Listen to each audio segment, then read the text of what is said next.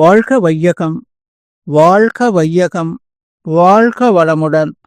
அருளாசன் அருள் தந்தை வேதாத்ரி மகரிஷி அவர்களும் ஒட்டுமொத்த மகான்களும் இறைநிலையும் என்னுள் சூக்குமமாக எழுந்தருளி இன்றைய நாள்காட்டி வரிகளுக்கான கவிவரிகளையும் அதற்கான விளக்கத்தையும் சிறப்பிக்க வேண்டுமாய் சங்கல்பம் மேற்கொள்கிறேன்.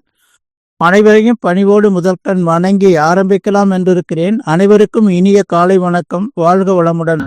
சாமிஜியினுடைய இன்றைய நாள்காட்டி வரிகள். அனுபவ பொருட்கள் மிக மிக உடல்நலம் கெடும், சொத்துக்களின் எண்ணிக்கை மிக மிக மன அமைதி கெடும் என்று சுவாமிஜி நமக்கு இந்த நாள்காட்டி வரிகள் கொடுத்திருக்காங்க. இதற்கான கவிதை வரிகள்.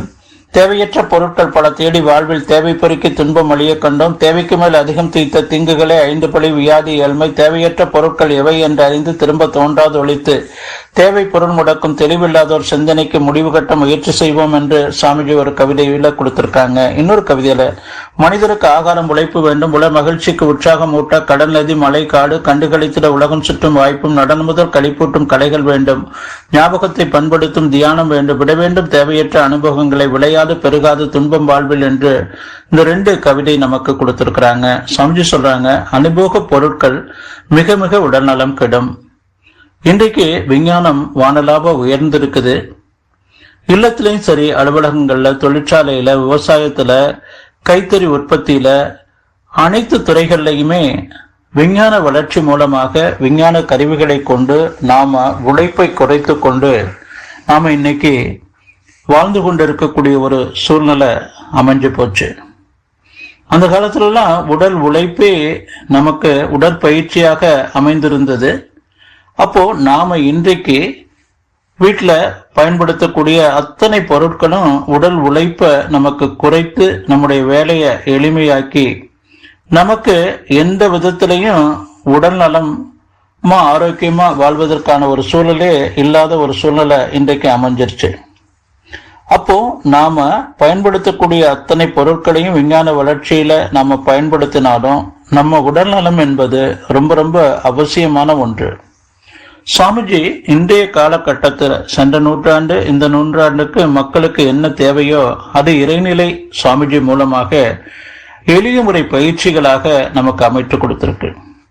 உலகத்தில் உள்ள ஒட்டுமொத்த உடற்பயிற்சி நூல்களையும் சுருக்கப்படுத்தி 36 ஆண்டுகள் தன்னுடைய உடலை சோதனைக்களமாக பயன்படுத்தி எளிய முறையிலான உடற்பயிற்சியை நமக்கு கொடுத்திருக்கிறாங்க. அனுபவ பொருட்கள் அதிகமாக நம்ம பயன்படுத்தினாலும் நம்ம உடல் நலம் என்பது நமக்கு ரொம்ப முக்கியம். உச்சி முதல் பாதம் வரையில் உள்ள அனைத்து உறுப்புகளும் நம்ம சாமிஜியினுடைய உடற்பயிற்சி மூலமாக தூய்மைப்படுத்தி அதை ஒரு தெய்வீக நிலைக்கு மாற்றி அமைத்து கொடுக்கக்கூடியது நம்முடைய எளிய முறையிலான உடற்பயிற்சி. நாம முடிஞ்ச அளவுக்கு நம்முடைய இந்த உடற்பயிற்சியை தினந்தோறும் செய்து கொள்ளணும். எந்த அளவுக்கு நாம நம்முடைய உழைப்பை நம்ம உடலுக்கு கொடுக்க முடியுமோ அந்த அளவுக்கு கொடுக்கணும். அடுத்ததாக சொல்றாங்க, சொத்துக்களின் எண்ணிக்கை மிக மிக மன அமைதி கெடும். நமக்கு தேவையான ஒரு வீடு, தொழில் செய்யக்கூடியவங்களா இருந்தா ஒரு குடோனு, ஒரு தொழில் நிறுவனத்துக்கு உண்டான ஒரு இடம் மெயின்ல இது அமைந்து நாம சிறப்பாக வாழ்ந்து வரும்போது, நல்ல வருமானம் வரும்போது இன்னும் நமக்கு வேணும் இன்னும் நமக்கு வேணும்னு சொல்லி நிறைய சொத்துக்களை நம்ம சேர்த்துக்கொண்டே இருந்தோம் அப்படின்னு சொன்னா நல்ல நேரத்துக்கு அது எல்லாமே சிறப்பாக நடந்து வரும்.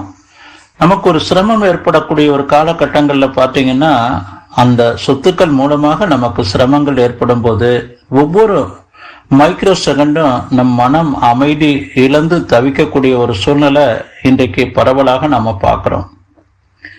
ஒரு முறை ஒரு உதாரணம், சாக்ரட்டிஸ் ஏதென்ஸ் தேசத்து அந்த மார்க்கெட்டுக்குள்ள அந்த பொருட்கள்லாம் விற்பனை மார்க்கெட்டுக்குள்ள அவர் போய் பார்க்கிறாரு. எண்ணற்ற பொருட்கள் அங்க அடுக்கி வைக்கப்பட்டிருக்கு.